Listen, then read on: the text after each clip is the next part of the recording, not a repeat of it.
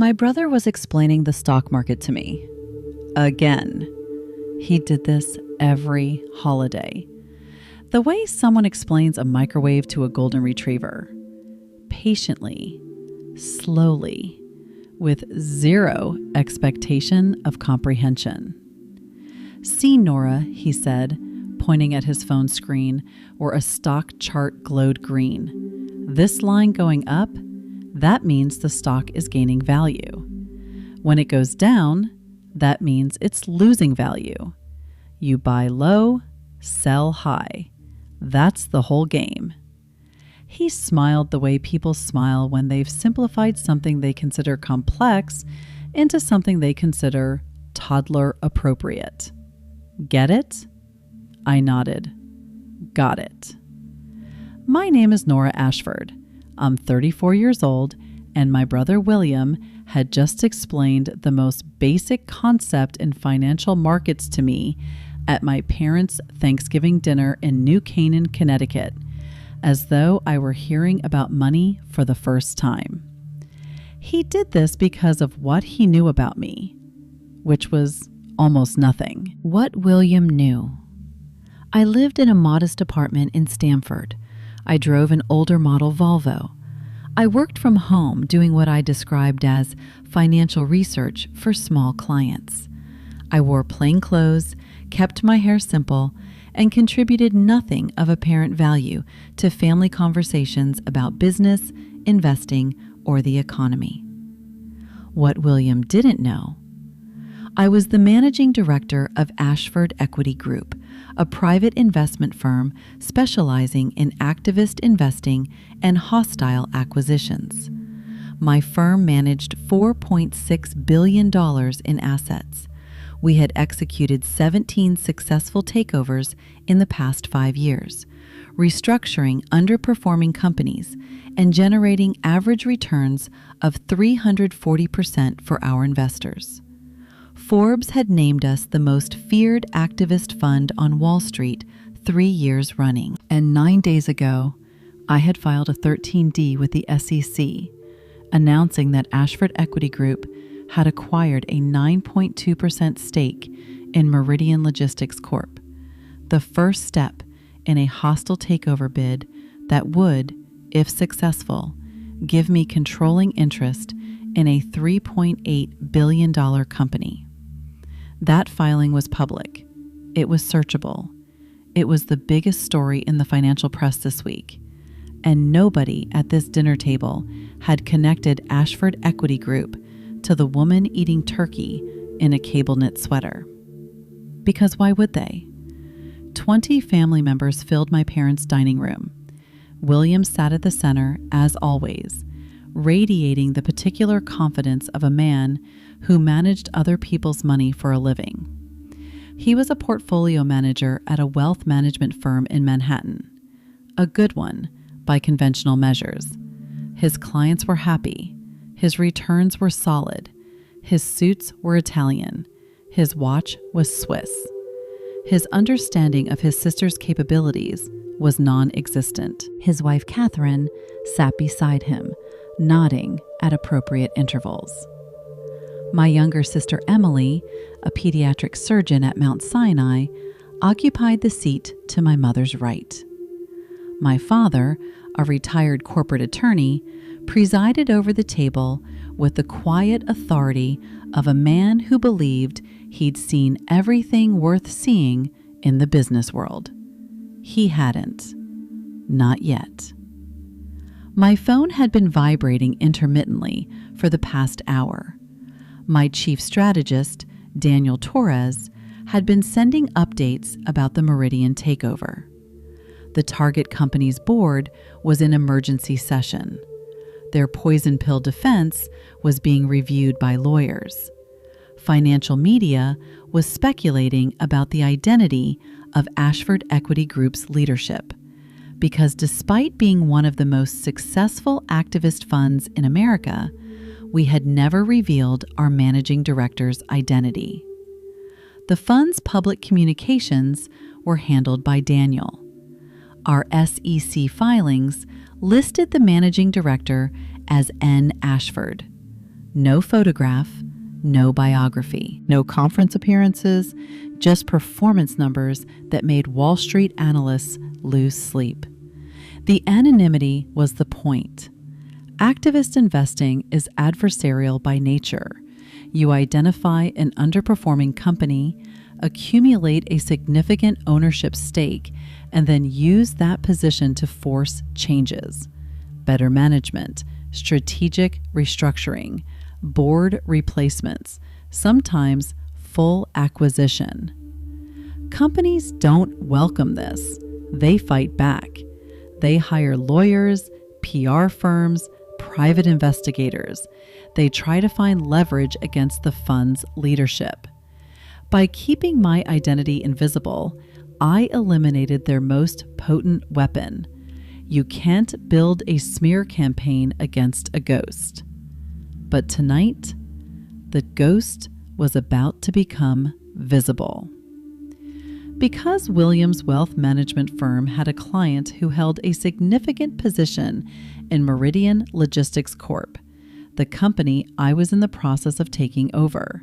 And that client's broker, someone William worked with directly, was about to call him during Thanksgiving dinner to discuss the hostile takeover that was threatening to wipe out millions in client value.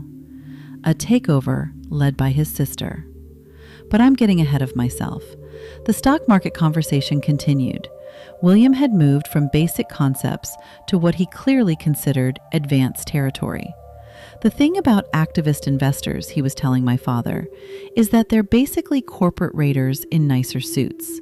They buy up stock in a vulnerable company, bully the board into changes, and strip out value for themselves. He shook his head with practiced moral gravity. It's legal, but barely ethical. I cut a piece of turkey. Interesting, I said. William glanced at me. No offense, Nora. I know this stuff goes over your head. None taken, I said. The turkey was better this year. My mother had finally stopped overcooking it. My phone buzzed again. Daniel. 13D filing is being discussed on Bloomberg right now. Anchor called it the most aggressive activist play of the year. Meridian's stock is moving after hours. Also, their board hired Sullivan and Cromwell for defense. That means they're scared. I typed back, "Good. Let them hire whoever they want. Our position is airtight." How's the proxy solicitation? 43% of institutional shareholders have indicated support. We need 51. I'll have it by Monday. I slid the phone away and took a sip of water. The story of Ashford Equity Group begins with a firing and a revelation. At 25, after graduating from Wharton with dual degrees in finance and applied mathematics, I was hired as an analyst at one of Wall Street's most prestigious activist investment funds. I was brilliant at the work. Not competent, not promising, brilliant. Within 18 months, I'd identified 3 acquisition targets that generated $700 million in combined returns for the fund. My analytical models were adopted firm-wide. My research memos were circulated to the partners as required reading. And when it came time for promotions, I was passed over in favor of a colleague whose primary qualification was having attended the same prep school as the managing partner. I protested. I presented my performance data. I requested a meeting with the partnership committee. The meeting lasted 11 minutes. The managing partner, a man who'd made his fortune identifying undervalued assets, looked at me across a mahogany desk and said something I'll never forget. "Nora, you're an exceptional analyst, but this role requires a certain presence. Clients need to feel they're dealing with someone who projects authority." That was code. I understood it perfectly. I didn't project the right authority because I was a 30-year-old woman who was 5'4" and spoke quietly. The assets I identified didn't care how tall I was. The returns I generated didn't diminish because my voice was soft. But the old boys club at the top of Wall Street cared about things that had nothing to do with performance. I walked out of that meeting and never went back. I used my savings, $120,000 from 3 years of Wall Street bonuses to file incorporation papers for Ashford Equity Group. The name was deliberately chosen. Ashford sounded old, established, institutional. It sounded like the kind of fund run by men in paneled offices with oil paintings on the walls. That perception was the weapon. Within 6 months, I'd generated a 280% return on my first activist position, a small manufacturing company whose board was asleep at the wheel. The returns attracted attention. Capital followed. Within 2 years, I was managing $400 million. Within 4 years, $1.8 billion. By year 9, tonight, $4.6 billion. My investment philosophy was simple and merciless. Find companies where management is extracting value instead of creating it. Accumulate enough stock to force a seat at the table. Then restructure ruthlessly. Cut waste. Replace incompetent executives. Realign strategy. Unlock the value that bad leadership was suppressing. Every company I'd taken over had seen its stock price at least double within 2 years of my intervention. Most had tripled. 3 had quintupled.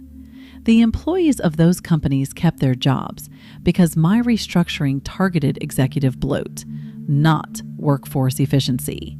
And the investors who backed me earned returns that made them very, very loyal. I was the most successful activist investor nobody knew. Anonymity was my strategic advantage, and I guarded it completely. William had moved on from his lecture and was now discussing his own portfolio performance. "We returned 14% this year," he told the table. "Our clients are thrilled." My father raised his glass. "That's excellent, son. Better than the market." Emily congratulated him. My mother beamed. Catherine squeezed his arm. "I thought about the 47% return my fund had delivered this year. I thought about the $4.6 billion under management versus his $200 million. I thought about the 17 companies I'd restructured versus the index funds he recommended to dentists and divorce attorneys. I ate my turkey and said nothing. 7:22 p.m. Somewhere in Manhattan, Meridian Logistics Corp's board of directors was in an emergency session, trying to figure out how to defend against a hostile takeover from a fund whose managing director they couldn't identify. Somewhere in the financial press, analysts were speculating about N. Ashford's identity. Was it a retired Goldman partner, a sovereign wealth fund's proxy, a consortium of European investors? Nobody guessed it was a woman in Connecticut eating Thanksgiving turkey with the family who thought she didn't understand stocks. Aunt Patricia, 3 glasses of Chardonnay deep, turned to me. "Nora, sweetie, William mentioned you do some kind of research work?" "Financial research," I said. "Freelance." She nodded sympathetically. "That's nice. Flexible. Is it," she searched for the right word, "lucrative?" "It pays the bills," I said. She patted my hand. "You know, my friend Margaret's daughter just became a financial planner. Very successful. I could connect you." "I'd like that," I said. My phone buzzed 3 times in rapid succession. "Daniel, CNBC running a special segment on the Meridian Takeover right now. Anchor is calling Ashford Equity Group the most aggressive activist fund in a decade. Speculation about N. Ashford's identity reaching fever pitch. Wall Street Journal publishing a profile on the fund tomorrow morning." Then, "Also, Meridian's lead defense attorney just called our office, trying to arrange a meeting with our managing director. I told them you were unavailable due to a family commitment." I nearly smiled. Technically accurate. The most accurate thing said about me at this table all evening. 7:38 p.m. My father had turned on the television in the living room. He kept it on CNBC during holidays, old habit from his attorney days. The broadcast was audible through the open doorway. I could hear the anchor discussing market movements, after-hours trading, the usual. Then the tone shifted. "We continue our coverage of the developing story around Meridian Logistics Corp," the anchor said. "Ashford Equity Group, the anonymous activist fund, has acquired a 9.2% stake in what appears to be the opening move of a hostile takeover bid. Meridian's board is reportedly in emergency session tonight. The stock has moved 8% in after-hours trading." William's head turned toward the television with the alertness of a man who managed money for clients with exposure to exactly this kind of event. He set down his fork. "Wait," he said. "Turn that up." My father reached for the remote and raised the volume. "What makes this story particularly fascinating," the anchor continued, "is the ongoing mystery surrounding Ashford Equity Group's leadership. The fund manages an estimated $4.6 billion in assets, has executed 17 successful activist campaigns, and has generated average returns of 340%. Yet, its managing director, known only as N. Ashford, has never made a public appearance, given an interview, or been photographed." William was fully focused now. His portfolio manager brain was running calculations. Several of his clients held Meridian stock.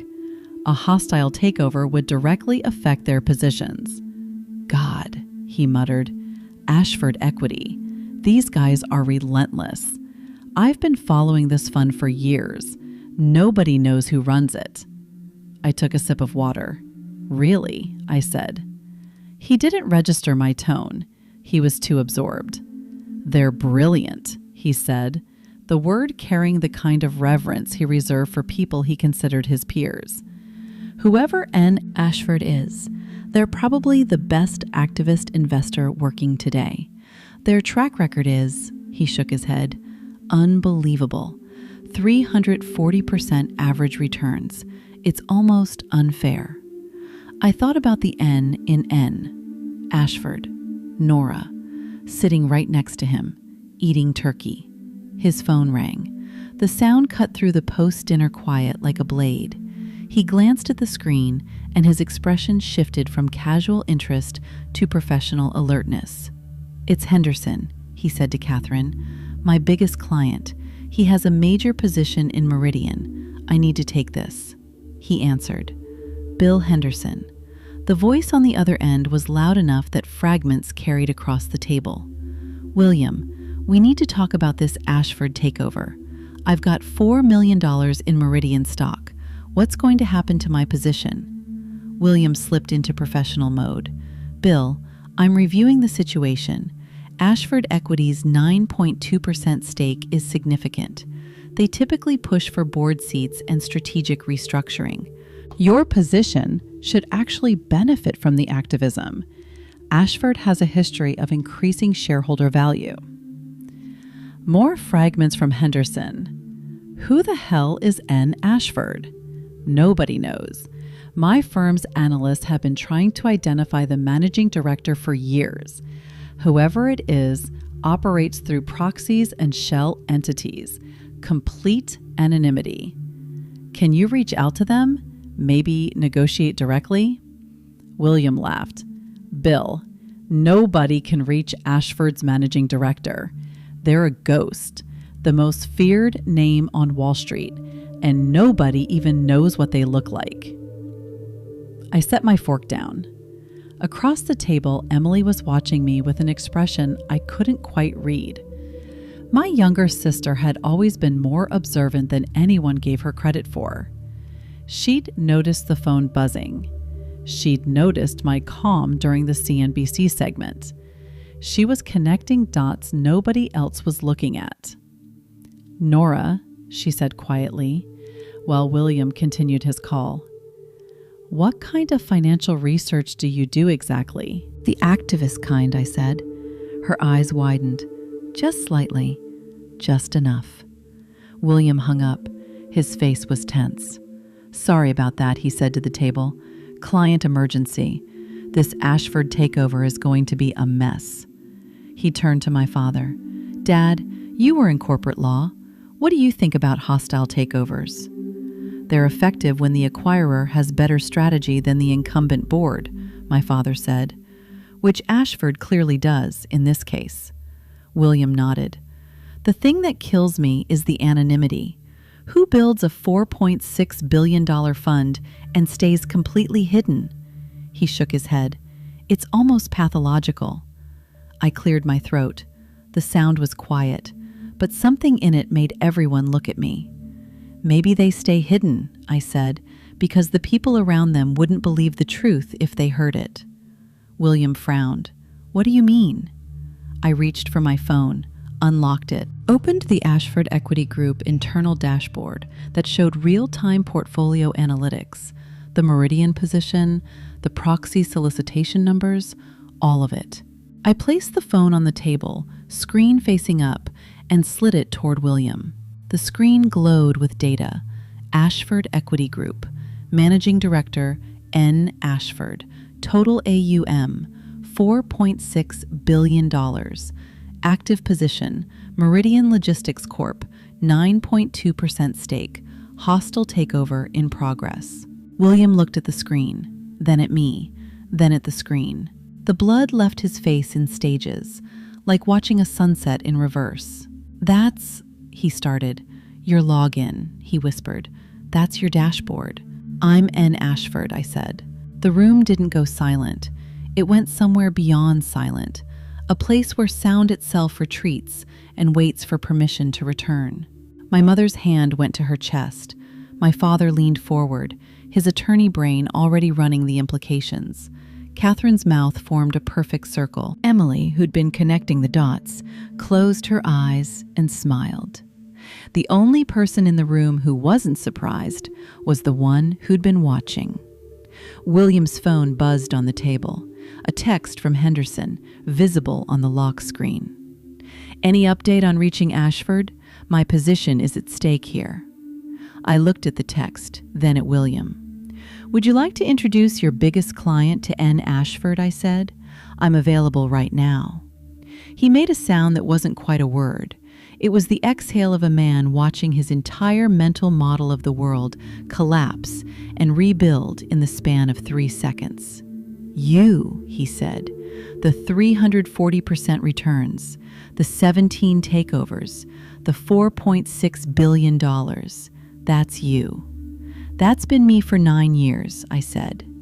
William's hands were trembling, the same hands that had pointed at stock charts and explained what up and down meant to his sister. "She doesn't understand stocks," he'd said.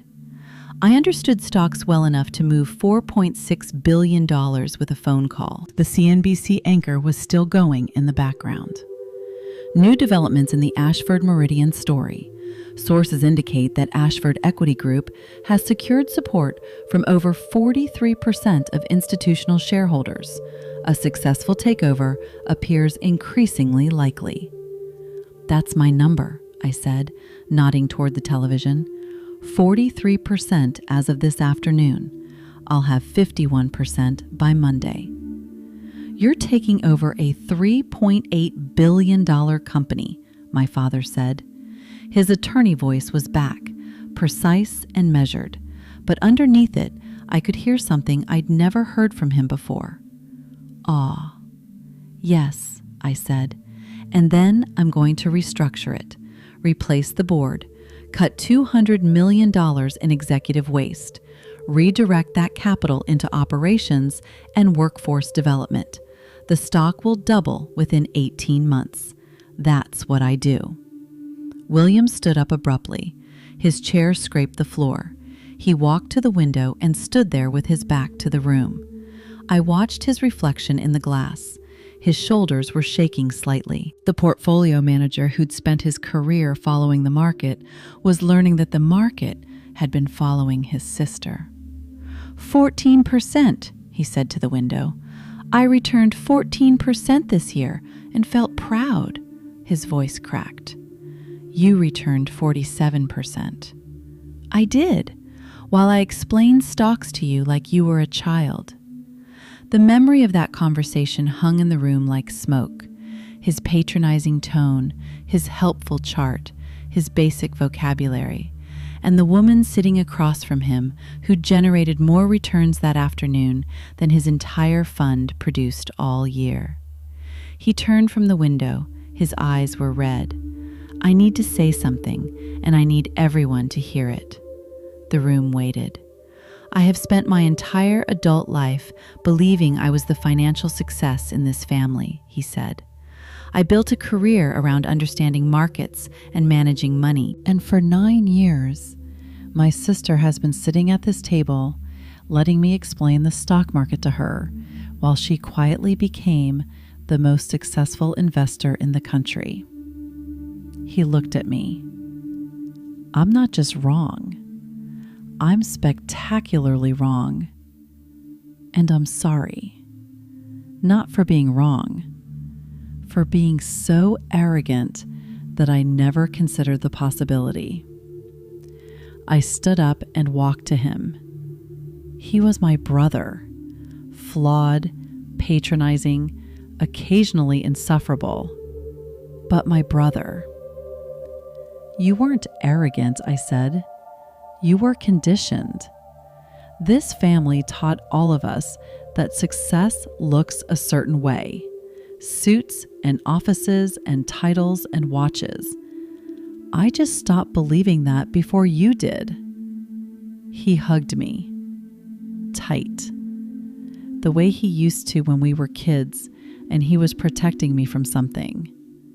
Except now, I was the one with $4.6 billion in protection.